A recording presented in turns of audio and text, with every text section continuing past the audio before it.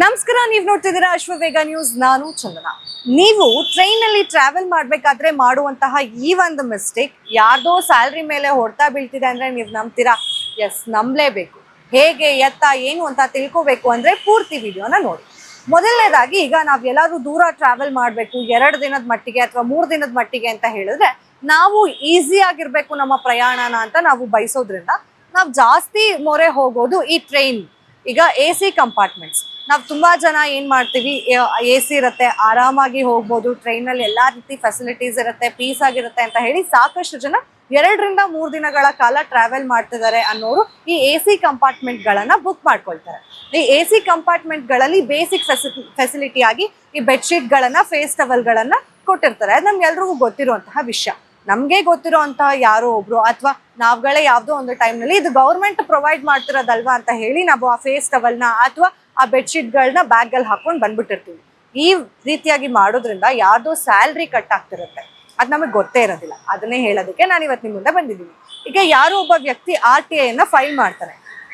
RTI ಏನಂತ file ಮಾಡ್ತಾನೆ ಅಂತ ಹೇಳಿದ್ರೆ, ಎಷ್ಟು ಪ್ರಮಾಣದಲ್ಲಿ ಈ ಬೆಡ್ಶೀಟ್ಗಳು ಹಾಗೆ ಫೇಸ್ ಟವಲ್ಗಳು ಕಳೆದೋಗಿದೆ ಅಂತ ಹೇಳಿ ಅವರು ಒಂದು RTI ಫೈಲ್ ಮಾಡ್ತಾರೆ. RTI ಅದಕ್ಕೆ ರೆಸ್ಪಾನ್ಸ್ ಮಾಡ್ತಾ ಒಂದು ಡಾಕ್ಯುಮೆಂಟ್ ಅನ್ನ ಕೂಡ ಬಿಡುಗಡೆ ಮಾಡುತ್ತೆ. ಆ RTI ಡಾಕ್ಯುಮೆಂಟ್ ಅಲ್ಲಿ ಏನಪ್ಪಾ ಇರುತ್ತೆ ಅಂತಂದ್ರೆ, 54 ಡಿವಿಷನ್ ಅಂದ್ರೆ ನಮ್ಮ ಅಕ್ರಾಸ್ 54 ಡಿವಿಷನ್ ನಲ್ಲಿ 16 ಝೋನ್ಗಳಿರ್ತಾವಲ್ಲ ರೈಲ್ವೆ ಡಿವಿಷನ್ ಅಲ್ಲಿ, 16 ಝೋನ್ಗಳಲ್ಲಿ ಈ ಡೇಟಾ ಯಾವ ಇಯರ್ದು ಅಂತ ಕೇಳಿದ್ರೆ 2022 ರಿಂದ 2025ನೇ ಡೇಟಾ. ಇದು 25ನೇ ವರ್ಷದ ಡೇಟಾ. ಇಷ್ಟು ಡೇಟಾ ಏನಿದೆಯಲ್ಲ, ಈ ಡೇಟಾದಲ್ಲಿ ಎಷ್ಟು ಪ್ರಮಾಣದಲ್ಲಿ ಕಳೆದೋಗಿದೆ ಈ ಫೇಸ್ ಟವಲ್ಸ್, ಎಷ್ಟು ಕೋಟಿ ನಷ್ಟ ಆಗಿದೆ ಅಂತ ಹೇಳಿದ್ರೆ ನಿಜಕ್ಕೂ ಶಾಕ್ ಆಗ್ತೀರಾ. 104.54 ಕೋಟಿ ರೂಪಾಯಿಯನ್ನ ಲಾಸ್ ಮಾಡ್ಕೊಂಡಿದೆ ಅಂತಾನೆ ಹೇಳ್ಬೋದು. ಇಷ್ಟು ಪ್ರಮಾಣದಲ್ಲಿ ಲಾಸ್ ಆಗಿದೆ ಅಂದ್ರೆ, ಆವ್ರೇಜ್ ಆಗಿ ತಗೋತೀವಿ ಅಂದ್ರೆ, ಈಗ 1,000 ಜನ ಒಂದು AC ಕಂಪಾರ್ಟ್ಮೆಂಟ್ ಅಲ್ಲಿ ಟ್ರಾವೆಲ್ ಮಾಡ್ತಿದ್ದಾರೆ ಅಂತಂದ್ರೆ ಅದರಲ್ಲಿ ಒಂದು ವ್ಯಕ್ತಿ ಈ ಒಂದು ಟವಲ್ ಅನ್ನ ಅಥವಾ ಈ ಒಂದು ಬೆಡ್ಶೀಟ್ ಅನ್ನ ತಗೊಂಡು ಹೋಗಿರ್ತಾರೆ.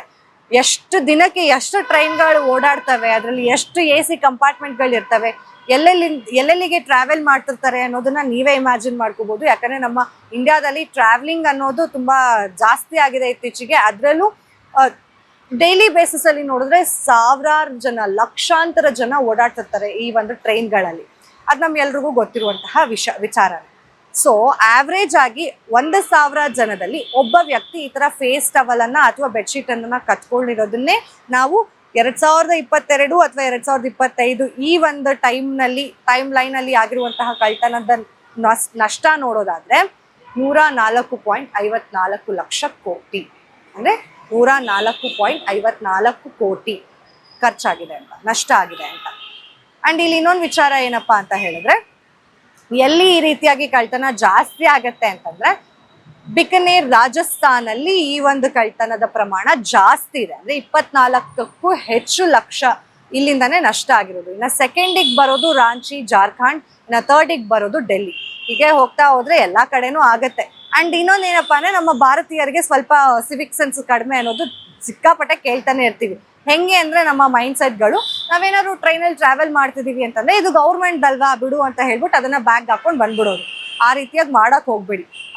ಆ ರೀತಿಯಾಗಿ ಮಾಡೋದಕ್ಕೆ ಅದು ಗೌರ್ಮೆಂಟ್ ಆಸ್ತಿ ಆಗಿರೋದಿಲ್ಲ. ಗೌರ್ಮೆಂಟ್ ಅವರು ಈ ರೀತಿಯಾಗಿ ಸಪ್ಲೈ ಮಾಡೋದಕ್ಕೆ, ಅಂದ್ರೆ ಟವಲ್ಗಳನ್ನ ಅಥವಾ ಬೆಡ್ಶೀಟ್ ಗಳನ್ನ ಸಪ್ಲೈ ಮಾಡೋದಕ್ಕೆ ಪ್ರೈವೇಟ್ ಕಂಪ್ನಿಗಳಿಗೆ ಟೆಂಡರ್ಗಳನ್ನ ಕೊಟ್ಟಿರ್ತಾರೆ.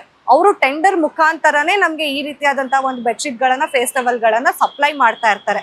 ಸೊ ಯಾವಾಗ ಆ ಅಟೆಂಡೆಂಟ್ಗಳು ಅಲ್ಲಿರ್ತಾರಲ್ಲ, ಈ ಟ್ರೈನ್ಗೆ ಅಂತ ಹೇಳಿ ಒಂದಷ್ಟು ಅಟೆಂಡೆಂಟ್ಗಳನ್ನ ಅವ್ರು ನೇಮಕ ಮಾಡಿರ್ತಾರೆ. ಆ ಅಟೆಂಡೆಂಟ್ಗಳು ಆ ರೀತಿಯಾದಂತಹ ಒಂದು ಫೇಸ್ ಟವಲ್ನ, ಬೆಡ್ಶೀಟ್ ಗಳನ್ನ ನಮಗೆ ಪ್ರೊವೈಡ್ ಮಾಡೋದು. ಸೊ ಅವ್ರನ್ನ ಅಂದ್ರೆ ನಾವು ಯಾಮಾರಿಸ್ಬಿಟ್ಟು ಏನಾದ್ರು ಆ ಫೇಸ್ ಟವಲ್ ಗಳನ್ನ, ಬೆಡ್ಶೀಟ್ ಗಳನ್ನ ನಮ್ ಬ್ಯಾಗ್ ಹಾಕೊಂಡು ಬಂದ್ಬಿಟ್ರೆ, ಅವರ ಸ್ಯಾಲ್ರಿ ಏನಿರುತ್ತೆ ಅಂದ್ರೆ ಒಂದು 20,000 ಇರುತ್ತೆ ಅಂತ ಇಟ್ಕೊಳ್ಳಿ. ಅವರ ಸ್ಯಾಲ್ರಿಯಲ್ಲಿ 3 ರಿಂದ 2,000 ರೂಪಾಯಿ ಕಟ್ ಮಾಡ್ತಾರೆ. ಏನಕ್ಕೆ ಅಂದ್ರೆ ಅದರ ವ್ಯಾಲ್ಯೂ ಅಷ್ಟಾಗಿರುತ್ತೆ ಆ ಬೆಡ್ಶೀಟ್ದು ಹಾಗೆ ಫೇಸ್ ಟವಲ್ದು. ಯಾಕಂದ್ರೆ ಅದೆಲ್ಲ ಕೊಡೋದು ಕೂಡ ಹೈ ಕ್ವಾಲಿಟಿಯದ್ದೇ ಇರುತ್ತೆ. ಸೊ ಹಾಗಾಗಿ ಅವರ ಸ್ಯಾಲ್ರಿಯಲ್ಲಿ ಕಟ್ ಆಗುತ್ತೆ. ಅಂಡ್ ಇನ್ನು AC ಕಂಪಾರ್ಟ್ಮೆಂಟ್ ಅಲ್ಲಿ ಟ್ರಾವೆಲ್ ಮಾಡೋರು ಯಾರೂ ಕೂಡ ಬಡವರಂತೂ ಆಗಿರೋದಿಲ್ಲ. ಎಲ್ಲಾ ಕೂಡ ಒಂದು middle class, above middle class ಹಾಗೆ ರಿಚ್ ಪೀಪಲ್ ಇರ್ತಾರೆ. ಅವರೇ ಜಾಸ್ತಿ AC ಕಂಪಾರ್ಟ್ಮೆಂಟ್ ಗಳನ್ನ ಪ್ರಿಫರ್ ಮಾಡೋದು. ಇಂಥವರೇ ಈ ರೀತಿಯಾದಂತಹ ವಸ್ತುಗಳನ್ನ ಕದೀತಾರೆ ಅನ್ನೋದೇ ಒಂದ್ ಸ್ವಲ್ಪ ಐರನಿ ಅನ್ನೋದು ನನ್ನ ಫೀಲಿಂಗ್. ನಿಮ್ಗೇನ್ ಅನ್ಸುತ್ತೆ ಅನ್ನೋದನ್ನ ಕಮೆಂಟ್ ಮಾಡಿ ತಿಳಿಸಿ.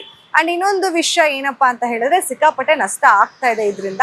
ಪ್ರತಿ ವರ್ಷ ಕೂಡ ಸಾಕಷ್ಟು ಜನ ಈ ರೀತಿಯಾಗಿ ಮಾಡೋದ್ರಿಂದ ಕತ್ಕೊಂಡು ಹೋಗ್ತಾ ಇದ್ದಾರೆ. ಅಂಡ್ ಇದನ್ನೆಲ್ಲ ತಡೆಗಟ್ಟಬೇಕು ಅಂತ ಹೇಳಿ CCTVಗಳನ್ನ ಅಳವಡಿಸೋದಕ್ಕೆ ಮುಂದಾಗ್ತಾ ಇದ್ದಾರೆ. ಅಂಡ್ ಆಲ್ಸೋ ಈಗ ನಾವೇನಾದ್ರೂ ಈಗ ನಮ್ಮ ಸ್ಟೇಷನ್ ಬರ್ತಿದೆ, ನಾವು ಆ ಸ್ಟೇಷನ್ ಇಂದ ಹೊರಗಡೆ ಬಂದ್ಬಿಡ್ಬೇಕು ಅಂತಂದಾಗ ಒಂದು 30 ಮಿನಿಟ್ಸ್ ಇದೆ ನಮ್ಮ ಸ್ಟೇಷನ್ ನ ರೀಚ್ ಆಗೋದಕ್ಕೆ. 30 ಮಿನಿಟ್ಸ್ ಮುಂಚೆನೇನೆ, ನಮ್ಮ ಸ್ಟೇಷನ್ ನ ರೀಚ್ ಆಗೋ 30 ಮಿನಿಟ್ಸ್ ಮುಂಚೆನೇನೆ ಆ ಟವಲ್ಗಳನ್ನ ಮತ್ತೆ ಹಾಗೆ ಬೆಡ್ಶೀಟ್ ಗಳನ್ನ ಕಲೆಕ್ಟ್ ಮಾಡೋದಕ್ಕೆ ಈಗ ಮುಂದಾಗಿದ್ದಾರೆ. ಇದು ಪ್ರಿವೆನ್ಷನ್ ಅಂತಾನೆ ಹೇಳ್ಬೋದು.